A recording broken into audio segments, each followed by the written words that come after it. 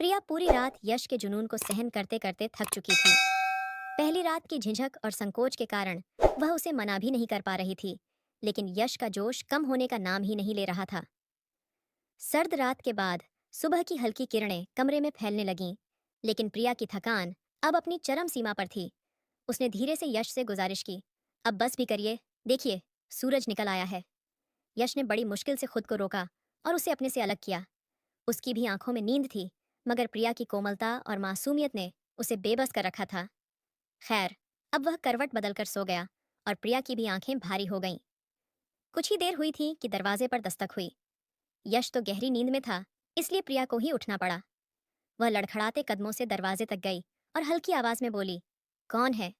बाहर से आवाज आई, बेटा 9 बज चुके हैं, जल्दी से तैयार हो जाओ, तुम्हारे मायके वाले आने वाले हैं।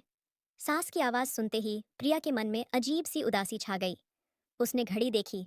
सुबह के 7:30 बजे तक यश ने उसे खुद से दूर नहीं किया था। मुश्किल से 1-2 घंटे ही तो सो पाई थी और अब फिर से उठना पड़ रहा था। उसकी नज़र बिस्तर पर गहरी नींद में सो रहे यश पर गई। वह बिल्कुल निश्चिंत था, जैसे उसे किसी बात की परवाह ही न हो। प्रिया ने भारी मन से अलमारी खोली, कपड़े निकाले और नहाने चली गई। जल्दी से तैयार होकर जैसे ही बाहर आई, उसने देखा कि उसके मायके वाले भी पग फेरे की रस्म के लिए आ चुके थे। सास ने मुस्कुराते हुए कहा, बेटा जाओ, यश को भी उठा दो। ठीक नहीं लगता कि दामाद जी सोते रहें और मेहमान इंतजार करें। प्रिया को यह सुनकर अजीब सी घबराहट हुई। बीती रात के बाद यश का सामना करने में उसे डर लग रहा था, कहीं फिर से कुछ वैसा ही न हो जाए। रात भर यश यही कहता रहा था, प्रिया तुम्हारी खुशबू में ही मेरा सुकून है। काश ये रात कभी खत्म न होती। यश की बातें उसे बेचैन कर देती थीं, लेकिन जब सास ने दोबारा इशारा किया तो वह मजबूरी में कमरे में चली गई। सुबह के 11 बज चुके थे, लेकिन यश अभी भी सो रहा था। प्रिया ने धीरे से उसका हाथ पकड़कर उसे जगाने की कोशिश की। यश, उठिए, सब लोग इंतजार कर रहे हैं। यश ने उनींदी आंखों से प्रिया को देखा, लेकिन जैसे ही उसकी नजर उसके चेहरे पर पड़ी, उसकी शरारत जाग उठी। उसने अचानक प्रिया का हाथ खींच लिया, जिससे वह सीधा उसके ऊपर जा गिरी। प्रिया, तुमसे दूर जाने का तो मन ही नहीं कर रहा, यश ने मुस्कुराते हुए कहा। और ये रिश्तेदार भी ना, बिल्कुल भी वक्त नहीं देते। प्रिया घबरा गई। यश, छोड़िए ना, सब लोग इंतजार कर रहे हैं। यश ने उसकी एक न सुनी और जबरन उसे रोक लिया। अपनी मनमानी करके ही उसने उसे छोड़ा और फिर खुद नहाने चला गया। जब वह बाहर आया तो अपना गीला तौलिया प्रिया की ओर उछालते हुए बोला, मैं तो नाश्ते के लिए जा रहा हूँ, तुम भी जाकर फिर से तैयार हो जाओ। अगर देर हुई तो कोई भी बहाना बना देना। प्रिया का दिल रोने को कर रहा था, लेकिन बाहर सबके सामने वह चाहकर भी कुछ नहीं कर सकती थी। यश कमरे से बाहर चला गया और वह चुपचाप फिर से नहाकर वहीं कपड़े पहनकर तैयार हो गई, ताकि किसी को शक न हो। नाश्ते के दौरान यश बार बार उसे इशारों से कमरे में बुलाने लगा, लेकिन अब वह तंग आ चुकी थी। इसीलिए उसने यश की मां के पास बैठकर बातचीत में खुद को व्यस्त कर लिया। यश ने जब देखा कि प्रिया उसकी अनदेखी कर रही है, तो गुस्से में उठकर अपने कमरे में चला गया और दरवाजा जोर से बंद कर दिया। अभी तो अच्छा भला यहाँ सबके साथ बैठकर नाश्ता कर रहा था। प्रिया ने भी ना में सिर हिलाकर अपनी सास से झूठ बोल दिया और कहने लगी, पता नहीं माँ, मुझे भी नहीं पता कि अचानक उन्हें क्या हो गया है। जबकि प्रिया अच्छी तरह से जानती थी कि यश के गुस्से की वजह क्या थी। लेकिन प्रिया इस वक्त यश का गुस्सा तो बर्दाश्त कर सकती थी, मगर उसका जुनून नहीं। खैर, प्रिया आज पूरा दिन अपने कमरे में ही नहीं गई और शाम को तो मुंह दिखाई का फंक्शन था। इसलिए उसकी सास ने उसे तैयार होने के लिए पार्लर भेज दिया और खुद फंक्शन की तैयारियों में जुट गईं। मुंह दिखाई के फंक्शन में तो प्रिया और भी ज्यादा खूबसूरत लग रही थी, या यूं कहो कि वह तो कयामत ढा रही थी। उसे देखते ही यश तो अपनी पलकें झपकाना ही भूल गया था। लाल और हरे रंग के कॉम्बिनेशन में मुंह दिखाई का खूबसूरत जोड़ा, मेहंदी से सजे हाथों में लाल और हरे रंग की चूड़ियां, और ठीक उसी तरह मेहंदी लगे पैरों में सोने की पायल, ऊपर से मुंह दिखाई का घूंघट उठाने के लिए सिर पर डाली हुई नथ की गोल्डन चुनरी, जिसमें से प्रिया का खूबसूरत चेहरा साफ नजर आ रहा था। जब प्रिया को मुंह दिखाई के फंक्शन के लिए यश के पास बिठाया गया, तो यश ने प्रिया का हाथ कसकर पकड़ लिया और उसके कान के पास आकर कहने लगा, प्रिया, आज तो तुम किसी भी हालत में मुझसे बच नहीं सकती। ये सुनते ही प्रिया का सर घूमने लगा और उसके माथे पर पसीने की बूंदें साफ नजर आ रही थीं। अगली रात यश ने प्रिया को सोने ही नहीं दिया था और फिर कमरे में न जाने के डर से प्रिया पूरा दिन अपनी सास के साथ ही बैठी रही थी। ऊपर से मुंह दिखाई का फंक्शन खत्म होते ही प्रिया के घर वाले उसे अपने साथ ले जाने वाले थे, इसलिए प्रिया की सास ने उन्हें भी मुंह दिखाई कि फंक्शन के लिए रोक लिया था। हालांकि प्रिया के खानदान की परंपरा के अनुसार बेटी के माँ बाप अगली सुबह को ही अपनी बेटी को पग फेरे की रस्म के लिए अपने घर ले आते हैं, और इसीलिए प्रिया के मायके वाले भी सुबह सुबह ही प्रिया को लेने चले गए थे। मगर जब प्रिया की सास ने उन्हें बताया कि शाम को तो मुंह दिखाई का फंक्शन रखा गया है, तो वो लोग प्रिया को लिए बिना ही वापस लौट रहे थे। लेकिन प्रिया की सास ने उन्हें यह कहकर रोक दिया कि इस तरह से बेटी को लिए बगैर जाना अच्छा नहीं होगा, इसलिए आप लोग मुंह दिखाई के फंक्शन तक रुक जाइए और फिर फंक्शन खत्म होते ही प्रिया को अपने साथ ले जाना। लेकिन अब प्रिया को इतनी नींद आ रही थी कि उसमें बिल्कुल भी हिम्मत नहीं थी कि वह आज रात भी यश के साथ जाग सके और उसकी ख्वाहिशों को पूरा कर सके। मुंह दिखाई का फंक्शन खत्म होते ही प्रिया के माँ बाप ने प्रिया को अपने साथ ले जाने की इजाज़त मांगी और कहा कि अगले दिन आप प्रिया को वापस ले जा सकते हैं। यश की माँ ने कहा, जी बिल्कुल। यह कहते ही प्रिया की सास ने प्रिया के माथे पर प्यार किया और घर में किसी को भी इस बात से कोई ऐतराज नहीं था। लेकिन प्रिया के जाने की बात सुन यश के तो जैसे होश ही उड़ गए थे। यश तुरंत कहने लगा, अरे नहीं नहीं, हमारे यहाँ तो ऐसा कोई रिवाज नहीं है कि शादी के दूसरे दिन ही लड़की के माँ बाप उसे अपने साथ ले जाए। तब यश की माँ ने यश के कंधे पर हल्की सी चपत लगाई और कहने लगी, यश बेटा, बड़ों के साथ ऐसा मजाक नहीं करते और ना ही इस तरह से बड़ों को जवाब देते हैं। और फिर यश की माँ ने मुस्कुराते हुए प्रिया के माँ पापा से कहा, आप यश की बातों का बुरा मत मानना। ये आजकल के बच्चों को तो जरा सी भी शर्म नहीं आती, बस कुछ भी बोल देते हैं। लेकिन आप प्रिया को अपने साथ ले जा सकते हैं। प्रिया भी शायद यही चाहती थी कि वह अपने माँ पापा के साथ अपने घर चली जाए और अपनी नींद पूरी कर ले, क्योंकि सर दर्द से उसका सिर फटा जा रहा था। प्रिया ने सिर उठाकर यश की ओर देखा और फिर तुरंत ही उस पर से अपनी नजरें हटा लीं, क्योंकि जिस तरह से यश प्रिया को देख रहा था, वो अपनी आंखों के इशारे से यही कहने की कोशिश कर रहा था, प्रिया, तुम खुद ही इनकार कर दो कि तुम अपने माँ पापा के साथ अपने मायके नहीं जाना चाहती। लेकिन उसके बाद प्रिया ने तो यश की तरफ देखा ही नहीं और चुपचाप अपने माँ पापा के साथ अपने मायके आ गई। मायके आकर जैसे ही प्रिया ने अपने कपड़े बदले और सोने के लिए बेड पर लेटी, तो उसी वक्त यश का फोन आना शुरू हो गया। प्रिया ने फोन उठाकर अपने कान से लगाया तो यश कहने लगा, प्रिया, ये कैसी परंपरा है तुम्हारे परिवार की, और ऐसा कौन करता है भला? तब प्रिया ने कहा, लेकिन यश, यह तो एक रस्म है और शादी के बाद हर माँ बाप यह रस्म निभाते हैं। तब यश ने कहा, भाड़ में जाए ऐसी रस्में, मैं तो इसी वक्त तुम्हें लेने आ रहा हूँ और तुम भी मेरे साथ चुपचाप घर वापस आ जाना। यश बहुत ही गुस्से में था और उसने बहुत ही सख्त शब्दों में प्रिया से यह बात कही थी। तब प्रिया कहने लगी, लेकिन यश, आप मेरी बात को समझने की कोशिश तो कीजिए। मैं अपने माँ बाप से क्या बहाना बनाऊंगी? तो यश ने कहा, देखो प्रिया, वो सब कुछ मैं नहीं जानता। तुम कोई भी बहाना बना लो, लेकिन तुम अभी और इसी वक्त मेरे साथ घर वापस आओगी। और फिर यश ने प्रिया से कहा, अच्छा प्रिया, यह बताओ कि तुमने अभी तक कपड़े तो नहीं बदले हैं ना? तब प्रिया कहने लगी, हाँ यश, मैंने तो कपड़े बदल लिए हैं और अब तो मैं बस सोने ही जा रही थी। तब यश ने प्रिया से कहा, प्रिया, तो फिर तुम ठीक वैसे ही तैयार हो जाओ जैसे कि मुंह दिखाई के फंक्शन के लिए तैयार हुई थी। प्रिया ने कहा, लेकिन यश, अभी तो प्रिया ने अपनी बात पूरी भी नहीं की थी कि तभी यश ने प्रिया को बीच में ही रोक दिया और कहने लगा, देखो प्रिया, मैं कुछ भी नहीं जानता। मैं बस तुम्हें लेने आ रहा हूँ और मैं तुम्हें उसी लुक में देखना चाहता हूँ जैसा कि तुम मुंह दिखाई के फंक्शन में तैयार हुई थी। तुम्हारे सारे गहने मैं खुद अपने हाथों से ही उतारूंगा और तुम्हारी हर एक चीज मैं खुद ही उतारना चाहता हूँ, जैसे कि शादी की पहली रात को उतारी थी और तुमने मुझसे पूछे बिना अपना श्रृंगार कैसे उतार दिया। और तुम होती कौन हो मुझसे मेरा अधिकार छीनने वाली? देखो प्रिया, अब तुम मेरी पत्नी हो और अब मुझसे पूछे बिना तुम्हें कुछ भी करने की इजाजत नहीं है।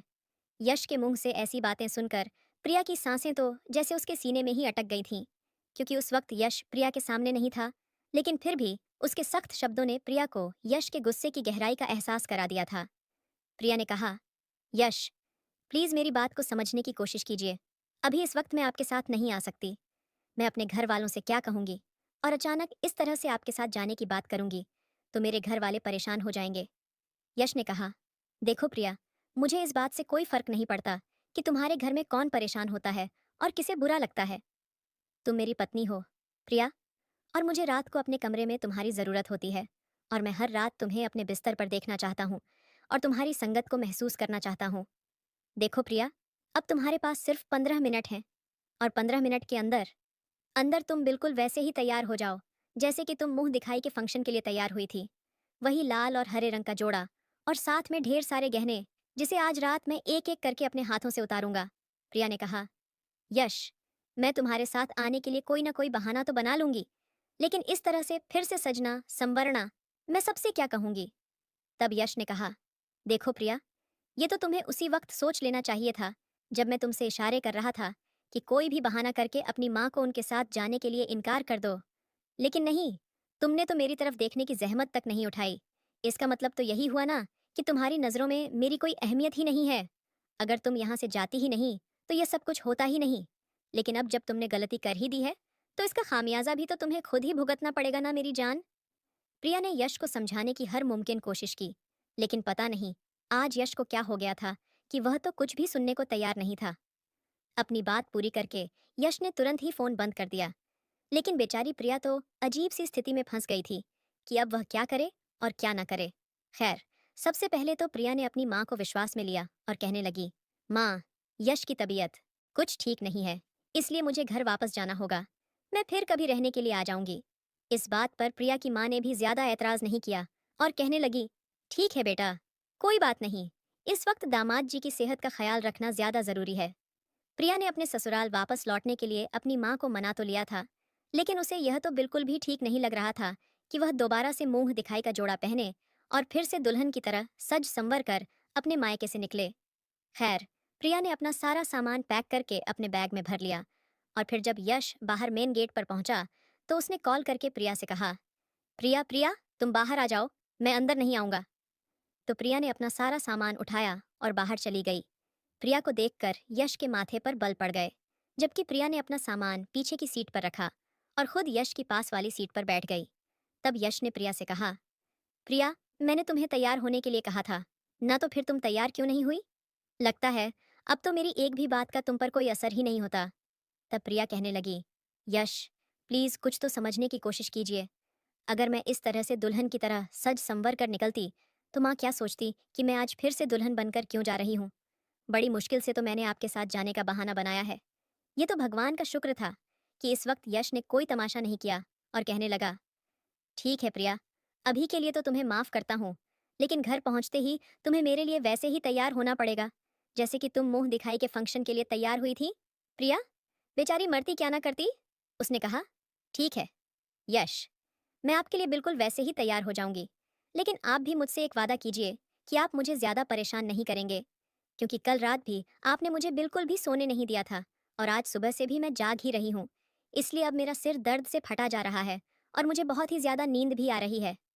ये सुनते ही यश कहने लगा, अरे पगली, तुम पहले घर तो चलो, आज मैं तुम्हें इस तरह से सुलाऊंगा कि तुम्हें बहुत ही मीठी नींद आएगी। ये कहते हुए यश की आंखों में शरारत नाच रही थी, जिसे देखकर प्रिया का दिल तेजी से धड़कने लगा था। खैर, जब तक वे दोनों घर पहुंचे तब तक यश की माँ सो चुकी थी। लेकिन फिर जैसे ही प्रिया अपने कमरे में दाखिल हुई तो यश कहने लगा, चलो प्रिया, अब जल्दी से तैयार हो जाओ। तब प्रिया ने दोबारा से अपना मुंह दिखाई का जोड़ा पहन लिया और मेकअप करके बिल्कुल वैसे ही तैयार हो गई। यहाँ तक कि उसने सारे जेवरात भी पहन लिए थे। और फिर जब प्रिया ने अपना दुपट्टा अपने सिर पर डालने की कोशिश की तो यश उसके करीब आ गया और उसने अपने होंठ प्रिया की गर्दन पर रख दिए और फिर से प्रिया के साथ अपनी मनमानियां करने लगा। प्रिया 2 दिन से थकी हुई थी और उसकी आंखें भी नींद से चूर थीं। लेकिन यश को तो इन सब बातों से कोई फर्क ही नहीं पड़ता था। और फिर रात के 2 बजे तो प्रिया की आंखों से टप टप आंसू बहने लगे थे। लेकिन एक यश था जो अपनी मनमानियों से बाज ही नहीं आ रहा था। आखिरकार प्रिया ने यश के सामने हाथ जोड़ लिए और कहने लगी, प्लीज यश, अब तो बस कर दीजिए और मुझे थोड़ी देर के लिए सोने दीजिए। लेकिन यश तो प्रिया की कोई भी बात सुनने के लिए तैयार ही नहीं था और यश को देखकर ऐसा लगता था जैसे कि उस पर किसी बात का जुनून सवार हो चुका है। आज भी प्रिया ने पूरी रात जाग कर बिताई थी और सुबह होते ही यश तो करवट बदलकर सो गया था। लेकिन प्रिया अब बहुत ही ज्यादा रो रही थी क्योंकि उसके पेट के निचले हिस्से में दर्द हो रहा था और दर्द इतना तेज था कि वह बर्दाश्त नहीं कर पा रही थी। और फिर जब दर्द प्रिया की बर्दाश्त से बाहर हो गया तो उसने गहरी नींद में सो रहे यश को जगाने के लिए उसे कंधे से पकड़कर उसे हिलाना शुरू कर दिया। यश भी एकदम से गहरी नींद से जाग गया और प्रिया को दर्द से तड़पता देखकर तो वो भी घबरा गया और कहने लगा, प्रिया, क्या हुआ है तुम्हें? तुम इस तरह से रो क्यों रही हो? तब प्रिया ने कहा, यश, प्लीज कुछ कीजिए। यश, मुझे बहुत ज्यादा दर्द हो रहा है और अब तो मुझसे बर्दाश्त भी नहीं हो रहा है। यश ने देखा कि प्रिया पेट के निचले हिस्से पर अपने दोनों हाथ रखे तड़प रही थी, और यह देखकर यश खुद भी घबरा गया था, क्योंकि उसे भी कुछ समझ ही नहीं आ रहा था कि आखिर प्रिया को हुआ क्या है। यश ने प्रिया से कहा, 1 मिनट रुको प्रिया, मैं अभी माँ को बुलाकर लाता हूँ। ये कहते हुए यश जल्दी से बैग से उठ खड़ा हुआ और अपनी शर्ट पहनकर उसके बटन लगाते हुए और अपने हाथों से अपने बालों को ठीक करते हुए कमरे से बाहर निकल गया। कुछ देर बाद यश की माँ घबराई हुई कमरे में आई तो उन्होंने देखा कि प्रिया दर्द से बहुत ही ज्यादा तड़प रही थी। यश की माँ खुद भी समझ नहीं पा रही थी कि आखिर प्रिया को हुआ क्या। इसलिए उन्होंने यश से कहा, यश, ऐसा करो कि ड्राइवर से कहो जल्दी से गाड़ी निकाले, प्रिया को अस्पताल लेकर जाना है। अपनी माँ के कहने पर यश जल्दी से बाहर चला गया और तब तक यश की माँ प्रिया को सहारा देकर बाहर गाड़ी तक ले आई थी। लेकिन जब वह लोग प्रिया को लेकर अस्पताल पहुंचे तो लेडी डॉक्टर ने यश की माँ को बहुत ही बुरी तरीके से डांटा और कहने लगी, आपको पता भी है कि आपके बेटे ने अपनी पत्नी का क्या हाल कर दिया है। आपका बेटा इंसान है या जानवर? उसे बिल्कुल भी होश नहीं है क्या? और फिर डॉक्टर ने प्रिया की सास को बताया कि प्रिया के इंटरनल साइट पर जख्म हो चुके हैं, इसलिए अपने बेटे से कहना कि कुछ दिनों तक वो अपनी पत्नी से दूर ही रहे। डॉक्टर की बात सुनकर तो यश की माँ भी शर्मिंदा हो गई, और फिर जैसे ही वो प्रिया को लेकर क्लिनिक से बाहर आई तो उन्होंने देखा कि यश बाहर गाड़ी के पास ही खड़ा था। अपनी माँ को देखते ही यश ने उनसे पूछा, माँ क्या हुआ है प्रिया को? तो उसकी माँ उसे खा जाने वाली नजरों से देखने लगी और फिर कहने लगी, बेशर्म इंसान, ये तो तुझे पता होना चाहिए था। आज तो तूने मुझे बहुत ही ज्यादा शर्मिंदा करके रख दिया है। यश भी शायद कुछ कुछ समझ चुका था, इसीलिए अब वो अपनी माँ से नजरें चुराने लगा था। लेकिन फिर प्रिया जैसे ही गाड़ी में बैठी तो उसने अपनी आंखें बंद कर लीं, क्योंकि वो 2 दिन से ठीक से सोई भी नहीं थी और ऊपर से दर्द बर्दाश्त कर करके उसकी हालत और भी ज्यादा खराब हो गई थी। डॉक्टर ने प्रिया को इंजेक्शन तो दे दिया था और साथ ही कुछ मेडिसिन भी लिख कर दी थी ताकि उसके दर्द में कुछ आराम मिल सके। और फिर यश ने जैसे ही अपनी गाड़ी स्टार्ट की तो उसकी माँ कहने लगी, यश, प्रिया को उसके मायके छोड़ना है तो गाड़ी को प्रिया के मायके की ओर ले चलो। तब यश ने कहा, लेकिन क्यों माँ? तो उसकी माँ कहने लगी, क्योंकि अब प्रिया 8 दिन तक अपनी माँ के घर पर रहेगी और वहीं आराम करेगी। तब यश ने कहा, लेकिन माँ, प्रिया यहाँ हमारे घर पर भी तो आराम कर सकती है ना। तब यश की माँ ने कहा, तू अपना दिमाग ज्यादा मत चला और जो मैं कह रही हूँ वही कर। प्रिया ने दिल ही दिल में अपनी सास का शुक्रिया अदा किया और यश की माँ ने प्रिया को उसके मायके छोड़ दिया। उन्होंने प्रिया की माँ से कहा कि यश की खराब तबीयत की वजह से प्रिया पग फेरे की रस्म पर भी आपके पास नहीं रुक पाई थी ना, इसलिए अब वो 8 दिन आपके पास ही रहेगी। ये सुनकर तो प्रिया की माँ बहुत ही ज्यादा खुश हो गई, लेकिन उन्हें भी अपनी बेटी के चेहरे पर दर्द के भाव साफ साफ नजर आ रहे थे। मगर प्रिया ने अपनी माँ को कुछ भी नहीं बताया, क्योंकि यश की माँ ने उससे हाथ जोड़कर विनती की थी कि वह इस बारे में अपने घर वालों से कुछ भी ना कहे। यश की माँ ने प्रिया के सिर पर हाथ रखकर उसे तसल्ली दी और कहा, प्रिया बेटा, मैं यश को समझा दूंगी कि वो आइंदा से तुम्हारे साथ ऐसा सुलूक कभी नहीं करेगा। लेकिन प्रिया के दिल में तो जैसे यश की नजदीकियों का डर बैठ गया था, और यश ने भी 2 दिन तक तो कुछ भी नहीं कहा, और प्रिया ने ये 2 दिन बहुत ही सुकून से बिताए थे। लेकिन फिर 2 दिन बाद यश ने प्रिया को फोन किया और तब प्रिया सोने की तैयारी कर रही थी। जैसे ही प्रिया ने फोन उठाया तो यश कहने लगा, अरे वाह प्रिया, मुझसे दूर रहने का अच्छा बहाना बनाया है तुमने। आखिर ऐसा भी क्या हो गया है तुम्हें जो तुम अपने मायके जाकर बैठ गई हो? तब प्रिया ने कहा, यश, तो क्या मम्मी जी ने आपको कुछ भी नहीं बताया? तो यश कहने लगा, यार प्रिया, तुम इस दुनिया की कोई पहली लड़की तो नहीं हो ना जिसकी शादी हुई है। शादी तो सबकी होती है और सारी लड़कियों के पति अपनी पत्नियों के साथ यही सब करते हैं, लेकिन उनकी पत्नियां यूं रोने नहीं बैठ जाती। प्रिया, थोड़ा सा स्तव करना भी सीख लो और यूं छोटी छोटी बातों पर हंगामा ना मचाया करो। पता नहीं तुमने उस लेडी डॉक्टर को क्या पट्टी पढ़ाई, और फिर डॉक्टर ने ना जाने मेरी माँ से क्या कहा कि मेरी माँ ने तो मुझसे पूछे बिना ही सीधे 8 दिन के लिए तुम्हें मुझसे दूर कर दिया और तुम्हें तुम्हारे मायके छोड़ दिया। देखो प्रिया, मैं कुछ नहीं जानता, लेकिन मैं तुम्हारे बगैर 8 दिन तो अकेले नहीं गुजार सकता, क्योंकि मैंने इस तरह से बिस्तर पर अकेले रातें बिताने के लिए शादी नहीं की थी। प्रिया ने कहा, यश, क्या आपको पता भी है कि मैं किस दर्द से गुजर रही हूँ? तो यश ने कहा, अपनी बकवास बंद करो प्रिया, मैंने तुम्हारी ये रोज की घिसी पिटी बकवास सुनने के लिए फोन नहीं किया है। 2 दिन से मैं पागल हो रहा हूँ और मुझे रात को ठीक से नींद भी नहीं आ रही है, क्योंकि मुझे बिस्तर पर तुम्हारी जरूरत है। देखो प्रिया, मैं तुमसे आखिरी बार कह रहा हूँ कि तुम कोई भी बहाना बनाओ और कुछ भी करो, लेकिन बस घर वापस आ जाओ। अब प्रिया के पास यश की जिद का कोई इलाज ही नहीं था, इसलिए फिलहाल तो उसने फोन बंद कर दिया, क्योंकि प्रिया पहले से ही अपने दर्द से जूझ रही थी और 2 दिन बाद अब जाकर उसका दर्द कुछ कम हुआ था। लेकिन अब यश उसे दिमागी तौर पर परेशान कर रहा था। इसलिए प्रिया ने सोच लिया था कि अब वो यश का फोन ही नहीं उठाएगी और कोई भी बहाना बना देगी। लेकिन वो भी यश माथुर था, इतनी जल्दी कहाँ वो प्रिया का पीछा छोड़ने वाला था।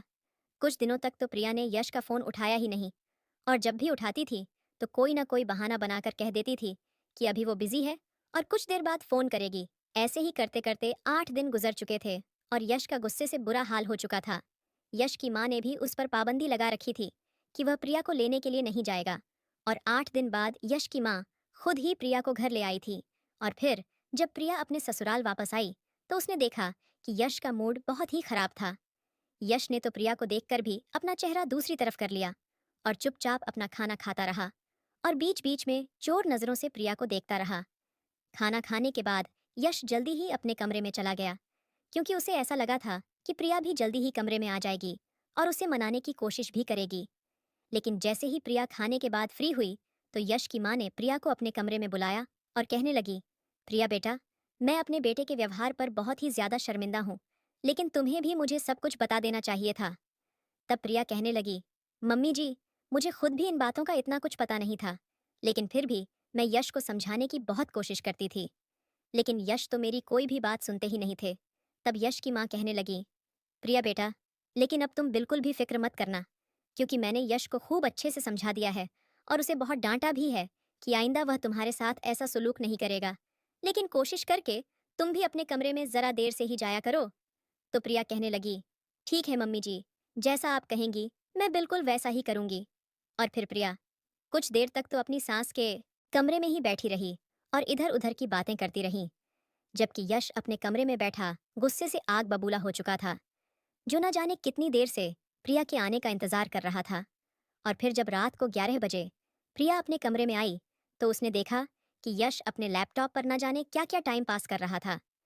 प्रिया को देखकर यश को बहुत ही ज्यादा गुस्सा आया और फिर जैसे ही प्रिया कमरे में दाखिल हुई तो यश ने कहा, प्रिया, दरवाजा बंद करके लॉक कर दो। आज यश बहुत ही ज्यादा गुस्से में था, जिसे देखकर प्रिया बुरी तरह से घबरा गई थी। प्रिया ने भी चुपचाप से दरवाजा बंद करके लॉक लगा दिया और धीरे से चलते हुए बेड की दूसरी तरफ आ गई। प्रिया के बेड के पास आते ही यश ने बहुत ही गुस्से से अपना लैपटॉप बंद किया और उसे साइड टेबल पर रखते हुए कहने लगा, प्रिया, आखिर तुम अपने आप को समझती क्या हो और तुम्हारी नजरों में मेरी क्या अहमियत है?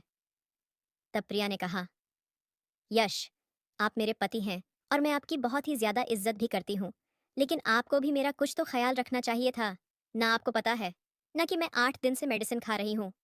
तब यश ने कहा, देखो प्रिया, अब तुम भी मेरे सामने अपनी ज्ञान की किताब खोलकर मत बैठना, क्योंकि मैं पहले ही अपनी माँ से बहुत लंबा लेक्चर सुन चुका हूँ। भाड़ में जाओ तुम और तुम्हारा यह ज्ञान। तुम कोई अकेली लड़की नहीं हो जिसके साथ यह सब हो रहा है। सारे पति अपनी पत्नियों के साथ इसी तरह से रहते हैं, लेकिन वो सब तुम्हारी तरह हंगामा खड़ा नहीं करती। इतना कहकर यश ने अपना तकिया ठीक किया और दूसरी तरफ मुंह करके लेट गया। यश का ऐसा रवैया देखकर प्रिया की आंखों में मोटे मोटे आंसू चमकने लगे, जिसे प्रिया ने अपने अंदर ही कहीं छिपा लिया। और फिर प्रिया खुद को संभालते हुए खुद ही यश के पास आ गई। लेकिन यश तो दूसरी तरफ मुंह करके लेटा हुआ था और बहुत ज्यादा गुस्से में भी था। प्रिया ने यश की बाजू पर अपना हाथ रखा तो यश ने झटके से प्रिया के हाथ को पीछे धकेला और कहने लगा, प्रिया, दूर रहो मुझसे और मुझे हाथ लगाने की कोशिश भी मत करना। तुम्हारी डॉक्टर ने तुम्हें आराम करने के लिए कहा है ना, तो जाओ और जाकर आराम करो। आज के बाद मैं तुम्हें कुछ भी नहीं कहूंगा। तब प्रिया ने कहा, प्लीज यश, आप मुझसे नाराज मत होइए ना। तो यश कहने लगा, प्रिया, तुम्हें क्या फर्क पड़ता है मेरे नाराज होने से? तब प्रिया कहने लगी, यश, फर्क क्यों नहीं पड़ेगा? भला फर्क पड़ता है मुझे, और बहुत ज्यादा फर्क पड़ता है, क्योंकि मैं आपकी पत्नी हूँ और आपसे प्यार करती हूँ। और अगर आप मुझसे मुंह मोड़कर लेट जाएंगे तो फिर मुझे तो फर्क पड़ेगा ही ना। बस। प्रिया के इतना कहते ही यश ने उसकी तरफ करवट बदली और कहने लगा, प्रिया, क्या सच में तुम्हें फर्क पड़ता है? और क्या तुम्हें पता है कि मैं तुमसे नाराज हूँ? प्रिया ने कहा, हाँ यश, मुझे नजर आ रहा है कि आप मुझसे नाराज हैं। आपका मुंह गुब्बारे की तरह फूला हुआ है और आप तो मुझे देख भी नहीं रहे हैं, तो जाहिर है कि आप मुझसे नाराज ही हैं ना?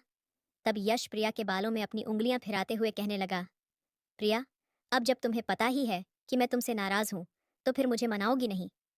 यश की आंखों में शरारत नाच रही थी, जिसे देखकर प्रिया के दिल की धड़कन तेज हो गई थी। वह अच्छी तरह जानती थी कि यश को किस चीज से खुशी मिलती है। प्रिया ने यश के चेहरे से अपनी नजरें हटाईं और कहने लगी, यश, चलो ऐसा करते हैं कि आज हम पूरी रात एक दूसरे से बातें करते हैं। यश ने कहा, नहीं प्रिया, बातों से तो तुम मुझे राजी नहीं कर सकती। मुझे राजी करने के लिए तुम्हें कुछ और करना होगा। यश की इस फरमाइश को टालने के लिए प्रिया इधर उधर की बातें करने लगी, लेकिन यश भी उसकी बातों को सुना अनसुना कर रहा था। थोड़ी देर बाद यश खुद ही प्रिया के करीब आने लगा, तो प्रिया तुरंत ही उठकर बैठ गई और कहने लगी, प्लीज यश, आज नहीं। यश कहने लगा, प्रिया, मेरे जरा सा हाथ लगाने पर ही तुम्हारी जान क्यों निकलती है? मैं तुम्हारा पति हूं, और अगर मैं तुम्हारे करीब नहीं आऊंगा तो फिर और कहाँ जाऊंगा? क्या तुम चाहती हो कि मैं किसी दूसरी औरत के पास चला जाऊं? नहीं ना। देखो प्रिया, तुम मेरी पत्नी हो और मैं तुमसे बहुत ज्यादा प्यार करता हूँ। इसलिए मैं अपना प्यार, अपना जुनून और अपनी शिद्दत सिर्फ और सिर्फ तुम पर ही लुटाना चाहता हूँ। लेकिन जब तुम मुझे अपने पास आने से मना कर देती हो और मुझसे दूर जाने के बहाने ढूंढती रहती हो, तब तुम्हारी इस तरह की हरकतें मेरी जिद को और भी ज्यादा बढ़ाती हैं और कुछ नहीं करती। और फिर जब एक आदमी अपनी जिद पकड़ लेता है ना, तो फिर उसे सही गलत कुछ भी नहीं दिखता। वो तो बस अपनी जिद पूरी करने पर उतर आता है। चलो, अब बहुत हो गई बातें। आओ, अब मेरे पास आओ और मुझे वैसे ही मनाओ जैसे मैं राजी हो सकता हूँ। देखो प्रिया, अगर तुम मेरे पास नहीं आओगी तो मुझे तुम्हारे पास आना पड़ेगा, और फिर जब मैं तुम्हारे पास आऊंगा तो फिर से तुम्हें अस्पताल ले जाना पड़ेगा। पता नहीं उस लेडी डॉक्टर को भी तुमने कितने पैसे दिए होंगे, वो सब कुछ कहने के लिए, ताकि तुम्हें मुझसे दूर रहने का मौका मिल जाए। ये जो तुमने अपने पति से दूर रहने के नए नए तरीके खोज लिए हैं ना, मैं तुम्हारी चालें अच्छी तरह से जानता हूँ। पता नहीं तुम अपनी यह खूबसूरती किसे दिखाना चाहती हो। पता नहीं यश बात को कहाँ से कहाँ ले गया था, जिसे सुनकर प्रिया बहुत ही ज्यादा परेशान हो गई थी। और होती भी क्यों नहीं, जब एक पति अपनी पत्नी के चरित्र पर सवाल उठाता है ना, तो चोट सीधे दिल पर लगती है। बिल्कुल ऐसे ही चोट प्रिया के दिल पर भी लगी थी, क्योंकि अब उंगली उसके चरित्र पर उठाई गई थी। प्रिया ने एक गहरी सांस ले अपनी आंखें बंद कर ली और अपने आप को यश के हवाले कर दिया। यश ने आज भी प्रिया को पूरी रात सोने नहीं दिया था, और जैसे ही प्रिया अपनी आंखें बंद करती तो यश उसके गालों को थपथपाना शुरू कर देता था और कहता था, प्रिया, तुम्हें सोने की बिल्कुल भी इजाजत नहीं है मेरी तरफ। देखो प्रिया, और मेरे जज्बातों को ठंडा करने में मेरा साथ दो। प्रिया को ऐसा लगता था जैसे कि उसका जीवन साथी बिल्कुल भी बेरहम है और उसे अपनी पत्नी की तकलीफ से कोई मतलब ही नहीं है। हालांकि अगर प्रिया थोड़ा सा भी विरोध करती तो यश का जुनून और भी ज्यादा बढ़ जाता, जिसे बर्दाश्त करना प्रिया के बस की बात नहीं थी, क्योंकि फिर जिद में आकर यश ना तो प्रिया को सोने देता था और ना ही खुद सोता था। यश के पापा का अपना कारोबार था, इसलिए यश ऑफिस देर से ही जाता था, कभी 10 बजे तो कभी 11 बजे। क्योंकि उनका अपना बिजनेस था तो यश को कोई पूछने वाला भी नहीं था, और वैसे भी यश को अपने काम की कोई परवाह भी नहीं थी, क्योंकि काम तो ऑफिस के वर्कर्स ही संभाल लेते थे। इसीलिए वह देर रात तक प्रिया के साथ जागता रहता था, और फिर नतीजा यह हुआ कि 15 दिनों के अंदर अंदर ही प्रिया कमजोर पड़ने लगी थी और उसके चेहरे की रौनक अब पूरी तरह से खत्म होने लगी थी। रातों को जाग जाग कर उसकी आंखों के इर्द गिर्द हल्के काले घेरे पड़ने लगे थे। लेकिन एक यश था जिसका जुनून कभी खत्म नहीं होता था। यश हर रोज रात को सोने से पहले दूध पीता था, और वो भी ड्राई फ्रूट्स वाला यश हर तरह से अपना ख्याल रखता था। जबकि वह प्रिया से कहता था कि उसे मोटी औरतें बिल्कुल भी पसंद नहीं हैं, इसलिए प्रिया को हमेशा ऐसे ही फिट रहना होगा। प्रिया ने अब शिकायतें करना छोड़ दिया था और खुद को हालात के हवाले कर दिया था। प्रिया को ऐसा लगता था कि जैसे जैसे समय बीतेगा यश खुद बदल जाएगा, लेकिन ये तो सिर्फ प्रिया की सोच थी। हकीकत तो इससे भी ज्यादा भयानक थी, जिसका प्रिया को शायद अंदाजा भी नहीं था। प्रिया की शादी को 1 महीना बीत चुका था, लेकिन यश आज भी वैसे का वैसा ही था। उसमें तो रत्ती भर भी बदलाव नहीं आया था। कभी कभी प्रिया जब यश से बहुत तंग आ जाती थी तो रोने लग जाती थी, लेकिन यश से कुछ नहीं कहती थी। और फिर 1 महीने बाद प्रिया की तबीयत बहुत ज्यादा खराब रहने लगी थी, और जब प्रिया की सास उसे एक लेडी डॉक्टर के पास लेकर गई तो डॉक्टर ने प्रिया को प्रेग्नेंट होने की खुशखबरी सुनाई थी। लेकिन डॉक्टर ने साथ में यह भी कहा था कि शुरुआती कुछ महीनों में तुम्हें इस बात का खास ध्यान रखना होगा कि इन दिनों में तुम्हारा पति तुम्हारे बिल्कुल भी पास ना आए। तब यश की माँ कहने लगी, आप फिक्र न करें डॉक्टर साहिबा, आपने जैसा कहा है बिल्कुल वैसा ही होगा। डॉक्टर ने प्रिया की सास से कहा। देखिए आंटी जी, अगर इन दिनों में प्रिया का पति उसके करीब आया तो उसका मिसकैरेज भी हो सकता है, क्योंकि प्रिया का शरीर पहले से ही बहुत नाजुक है। इसलिए प्रिया को इस बात का बहुत ज्यादा ख्याल रखना होगा और आपको भी इसकी अच्छे से देखभाल करनी होगी। लेडी डॉक्टर ने तो प्रिया को बिस्तर से उठने से भी मना किया था, लेकिन जब यश को इस बारे में पता चला तो वह गुस्से से आग बबूला हो गया और कहने लगा, प्रिया, अब ये कौन सा नया तमाशा खड़ा कर दिया है तुमने? और ये बच्चा कहाँ से आ गया हमारे बीच में? देखो प्रिया, मैं तुम्हें पहले ही बता देता हूँ कि मैं अभी ऐसे किसी भी मूड में नहीं हूँ और मुझे अभी औलाद नहीं चाहिए। मैं कल ही तुम्हारा अबॉर्शन करवा दूंगा, क्योंकि अभी तो मुझे सिर्फ अपनी शादीशुदा लाइफ को एंजॉय करना है। ये सुनकर तो प्रिया हैरान रह गई, क्योंकि उसने तो सोचा था कि बच्चे होने की खुशी में यश खुद भी सावधानियां बरतेगा। और वैसे भी अपनी औलाद तो हर इंसान को प्यारी होती है। जब किसी आदमी को यह पता चलता है कि वह बाप बनने वाला है तो उसकी सोच खुद ब खुद बदल जाती है। लेकिन यश के विचार सुनने के बाद तो प्रिया समझ ही नहीं पा रही थी कि वह क्या करे और क्या न करे। प्रिया ने कहा, यश, ये आप कैसी बातें कर रहे हैं? यश कहने लगा, कैसी बातें कर रहा हूँ? क्या मतलब है तुम्हारा? मैं तो वही बातें कर रहा हूँ जो मुझे करनी चाहिए। देखो प्रिया, मैं तुम्हारे बिना एक पल भी नहीं रह सकता और ये बात तुम भी अच्छी तरह से जानती हो, तो फिर तुमने मुझसे पूछे बिना इतना बड़ा फैसला कैसे कर लिया? तब प्रिया ने कहा, लेकिन यश, मैं इस बच्चे को जन्म देना चाहती हूँ, इसलिए मुझे वह सारी सावधानियां बरतनी ही होंगी जो डॉक्टर ने मुझे बताई हैं। तब यश कहने लगा, अच्छा प्रिया, ये बताओ कि यह किसका बच्चा है? प्रिया ने कहा, जी आपका। ये सुनते ही यश ने कहा, अगर यह मेरा बच्चा है तो फैसला भी तो मेरा ही होना चाहिए ना। और मेरा फैसला यह है कि फिलहाल मुझे यह बच्चा नहीं चाहिए, और जब चाहिए होगा तो मैं खुद ही ले लूंगा। तब प्रिया ने कहा, यश, आपको क्या लगता है कि मेरी जिंदगी में जैसा आप चाहेंगे क्या सब कुछ वैसा ही होगा? डॉक्टर ने साफ साफ शब्दों में कहा है कि अगर इस बच्चे को कुछ हो गया ना तो मैं दोबारा कभी मां नहीं बन सकती। प्लीज यश, कुछ तो समझने की कोशिश कीजिए। मेरे लिए ना सही, लेकिन कम से कम अपने बच्चे के लिए तो खुद को बदलने की कोशिश कीजिए, वरना हम सारी जिंदगी बेऔलाद रह जाएंगे। प्रिया की बात सुनकर यश कहने लगा, देखो प्रिया, तुम ना मेरा दिमाग खराब मत किया करो। मुझे तुम्हारी सारी ड्रामेबाजियां अच्छे से पता हैं। तुम तो बस मुझसे दूर रहने के बहाने ही ढूंढती रहती हो, और जब भी मेरे पास आती हो ना, तब भी तुम हर वक्त रोनी सी शक्ल बनाकर बैठ जाती हो। हर वक्त तुम्हारे चेहरे पर उदासी छाई रहती है, और रात को तुम मुझे वैसा रिस्पांस तो कभी देती ही नहीं जैसा कि मैं चाहता हूँ। तब प्रिया ने कहा, यश, तो अब मैं और क्या कर सकती हूँ? आपके लिए हमारी शादी को 1 महीना हो चुका है, और इस 1 महीने में मैं ठीक से सोई भी नहीं हूँ, और फिर भी आपको लगता है कि मैं आपको रिस्पांस नहीं देती। यश कहने लगा, हाँ प्रिया, तुम मुझे वैसा रिस्पांस नहीं देती, इसीलिए तो आज तक तुम मुझे सेटिस्फाइड ही नहीं कर पाई हो, और आज तक मुझे जैसा चाहिए वैसा सेटिस्फैक्ट्री रिस्पांस मिला ही नहीं, वैसा ही पागलपन जैसा कि मैं तुम्हें दिखाता हूँ। यश की बातें सुनकर प्रिया बहुत ही ज्यादा डर गई, और वह तो उठकर कमरे से बाहर ही चली गई और सोचने लगी कि आज वह अपनी सास को सब कुछ बता देगी, और यह भी कहेगी कि वह अपने बेटे को कुछ तो समझाए, क्योंकि प्रिया नहीं चाहती थी कि उसका बच्चा इस दुनिया में आने से पहले ही अपना दम तोड़ दे। एक तरफ तो उस लेडी डॉक्टर की बातों ने उसे डरा दिया था, और दूसरी तरफ यश की बातों ने उसकी जान निकाल ली थी। प्रिया तो यह सोचकर हैरान थी कि पता नहीं यश को उससे किस तरह का संतोष चाहिए था, क्योंकि प्रिया तो उसका पूरा साथ देती थी जितना भी वह दे सकती थी। लेकिन हाँ, वह उसके साथ जानवरों जैसा सुलूक नहीं करती थी जैसा कि यश उसके साथ करता था। कभी कभी तो यश प्रिया के होठों को अपने होठों में जकड़कर इतनी जोर से काटता था कि प्रिया के होठों से खून निकल आता था। और फिर जब प्रिया यश को पीछे धकेलकर उससे पूछती कि ये आप क्या कर रहे हैं, तो यश कहता था कि यही तो मजा है शादीशुदा जिंदगी का। लेकिन तुम्हें तो यह भी नहीं पता कि शादीशुदा जिंदगी का मजा क्या होता है। प्रिया, तुम सच में बहुत ही बोरिंग लड़की हो।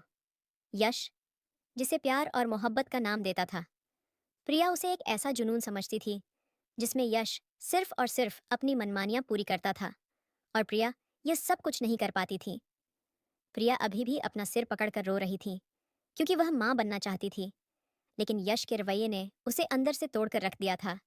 प्रिया एक गहरी सांस लेकर अपना सिर पकड़कर बैठी हुई थी कि तभी यश की माँ उसके लिए ताज़ा अनार का जूस लेकर कमरे में आई, और प्रिया को इस तरह से परेशान देखकर कहने लगी, अरे प्रिया, बेटा क्या हो गया है तुम्हें? तुम्हारी तबीयत तो ठीक है ना? प्रिया बेटा, अगर सिर में दर्द है तो मुझे बताओ, मैं दबा देती हूँ।